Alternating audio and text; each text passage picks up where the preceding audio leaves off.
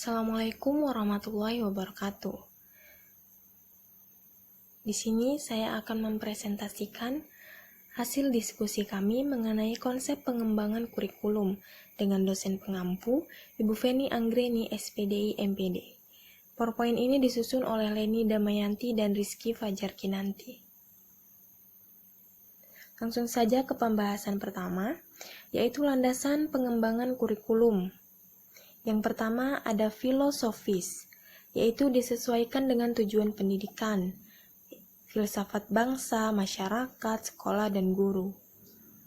Yang kedua ada psikologis, yaitu memperhitungkan peserta didik, psikologis anak, perkembangan anak, psikologi belajar, bagaimana proses belajar peserta didik, perkembangan fisik, mental, psikologis, emosional, sosial, dan cara belajar peserta didik.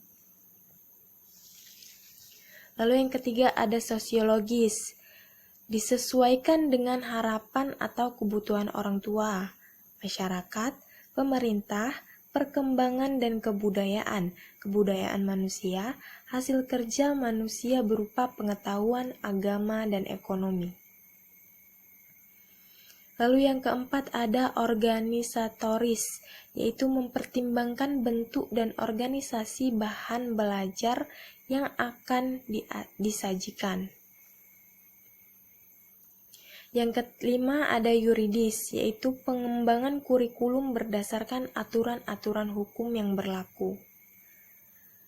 Keenam, teknologis, pengembangan kurikulum berdasarkan atau disesuaikan dengan perkembangan teknologi terkini. Langsung ke pembahasan selanjutnya, yaitu model konsep pengembangan kurikulum. Yang pertama ada kurikulum subjek akademik. Kurikulum model subjek akademik merupakan kurikulum yang materi atau isinya mengembangkan ilmu-ilmu yang telah ada sebelumnya.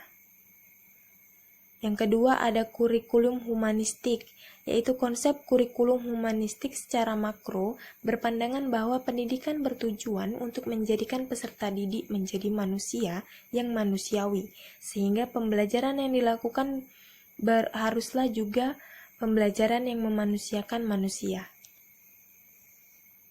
Yang ketiga ada kurikulum rekonstruksi sosial. Konsep kurikulum rekonstruksi sosial merupakan konsep kurikulum yang bersumber pada permasalahan yang muncul pada masyarakat.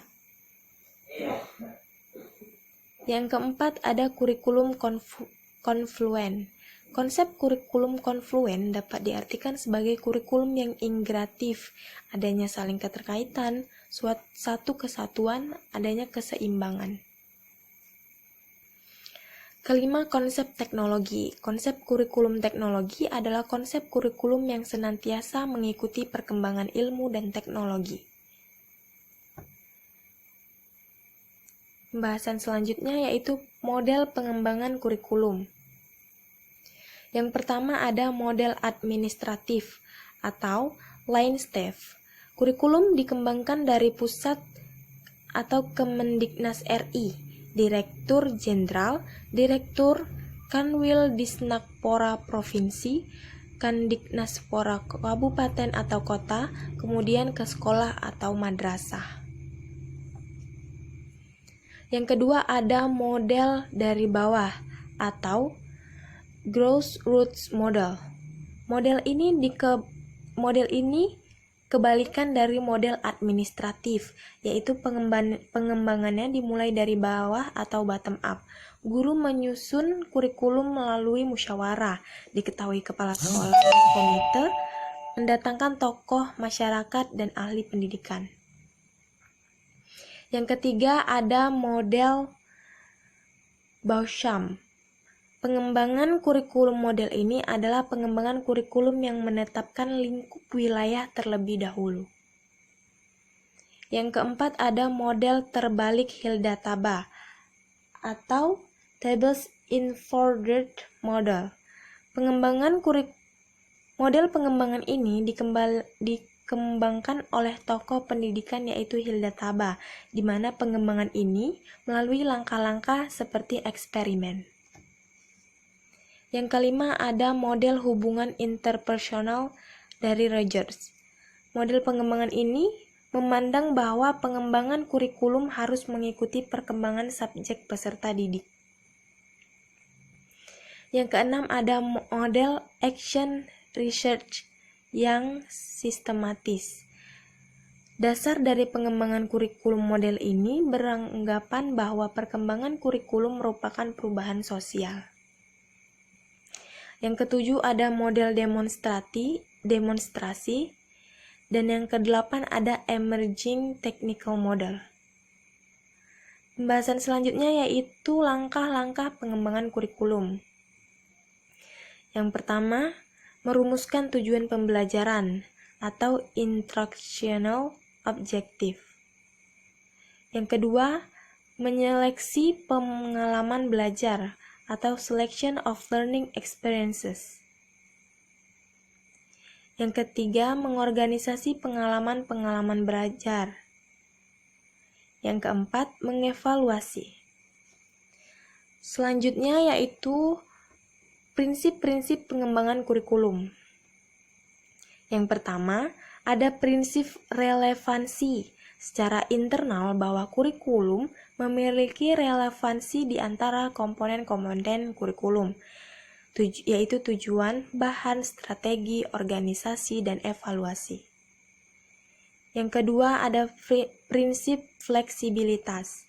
Dalam pengembangan kurikulum, mengusahakan agar yang dihasilkan memiliki sifat luas, lentur, dan fleksibel dalam pelaksanaannya, memungkinkan terjadinya penyesuaian berdasarkan situasi dan kondisi tempat dan waktu yang selalu berkembang, serta kemampuan dan latar belakang peserta didik.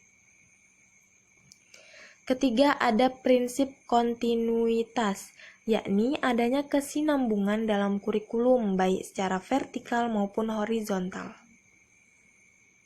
Keempat, ada prinsip efisiensi, yakni mengusahakan agar dalam pengembangan kurikulum dapat mendayagunakan waktu, biaya, dan sumber-sumber lain yang ada secara optimal, cermat, dan tepat sehingga hasilnya pun memadai. Kelima, ada prinsip efektivitas, yakni mengusahakan agar kegiatan pengembangan kurikulum mencapai tujuan tanpa kegiatan yang mubazir, baik secara kualitas maupun kuantitas. Terima kasih bagi teman-teman yang sudah menyimak video ini. Assalamualaikum warahmatullahi wabarakatuh.